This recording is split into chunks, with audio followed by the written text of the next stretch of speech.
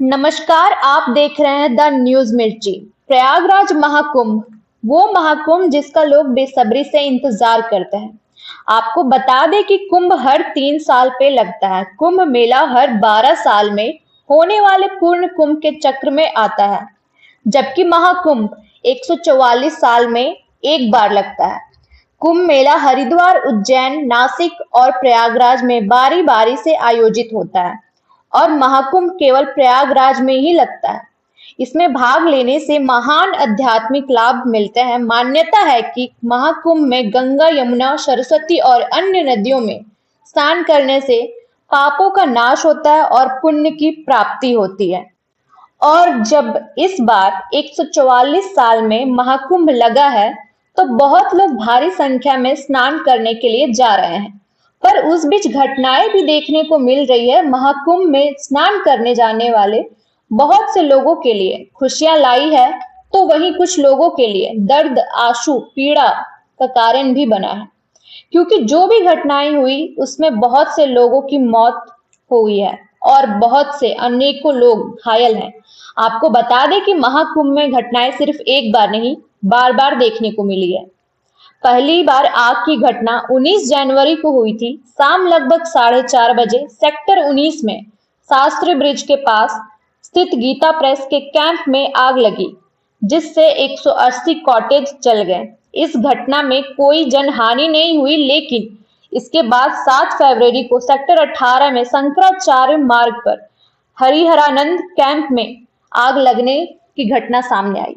हालांकि 15 फरवरी को सेक्टर 18 और 19 के बीच श्री रामचरितमानस सेवा प्रवचन मंडल के शिविर में आग लगने से कई पंडाल जल गए, लेकिन इस घटना में भी कोई हाथाहाथ नहीं हुआ। इसके अलावा 15 फरवरी को फिरोजाबाद में महाकुंभ से लौट रही एक बस में आग लग गई, जिसमें 53 यात्रियों में से 52 को सुरक्षित बाहर निकाल लिया गया। दुर्भाग्यवश एक यात्री की मृत्यु हो गई। महाकुंभ जैसे विशाल आयोजनों में प्रशासन और सुरक्षा बलों की तत्परता से अधिकांश घटनाओं में जनहानि से बचा जा सका है। लेकिन आप यह भी सुनिए कि 29 जनवरी को मौनी अमावस्या के अवसर पर एक भगदड़ में कम से कम 30 लोगों की मृत्यु हुई और 60 से अधिक घायल हो गए। हालांकि कुछ रिपोर्टों में मृतकों की संख्या 35 से 40 तक बताई गई है। इस घटना के बाद प्रशासन ने महाकुंभ क्षेत्र में वाहनों की आवाजाही पर प्रतिबंध लगा दिया और वीआईपी पास रद्द कर दिए गए, ताकि भीड़ प्रबंधन में सुधार हो सके। इस घटना के बाद कई अखाड़ों ने अमृत स्नान में भाग नहीं लेने का निर्णय लिया। हालांकि 15 फरवरी को नई दिल्ली रेलवे स्टेशन पर एक भगदड़ में कम से कम 18 लोगों की भगदड़ में कम से कम मृत्यु हो गई, जिनमें से 14 महिलाएं थी। यह घटना महाकुंभ में शामिल होने के लिए प्रयागराज जा रहे तीर्थ यात्रियों के ट्रेन पकड़ने के दौरान हुई, जब प्लेटफॉर्म परिवर्तन की घोषणा से भीड़ में अफरा तफरी मच गई। इस प्रकार 15 फरवरी को प्रयागराज महाकुंभ में आग लगने की घटना में कोई जनहानि नहीं हुई, लेकिन नई दिल्ली रेलवे स्टेशन पर भगदड़ में 18 लोगों की दुखद मृत्यु हुई।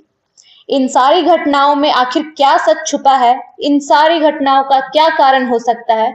जो भी प्रयागराज महाकुंभ में हो रहा है, इसमें जिसको जिम्मेदार माना जाए, योगी आदित्यनाथ को या प्रशासन को या फिर उन श्रद्धालुओं को जो हर जगह से संगम में स्नान करने आ रहे हैं, या फिर इसमें किसी और की साजिश की गई है? क्योंकि अगर देखा जाए तो जो भी घटनाएं सामने आई वो रहस्यमयी तरीके से हुई है, जिसका अभी तक कुछ पता नहीं चला पाया है और अभी तक यह रहस्य ही बनकर रहा है। आखिरकार कब तक यह सिलसिला चलता रहेगा और कितने लोगों की जान जाएगी? और तो और बहुत सारे संगम स्नान करने का इरादा भी बदल दिया है कि कब कोई घटना हो जाए और वह घर नहीं लौट पाए, तब क्या होगा? अगर फिर से कोई मौत का मंजर सामने आ जाए, क्या आपको नहीं लगता या मन में ये सवाल नहीं उठता कि आखिर यह सब घटनाओं की वजह कौन हो सकता है? क्या कारण हो सकता है इन सब के पीछे? अपनी राय कमेंट में जरूर बताइएगा। धन्यवाद।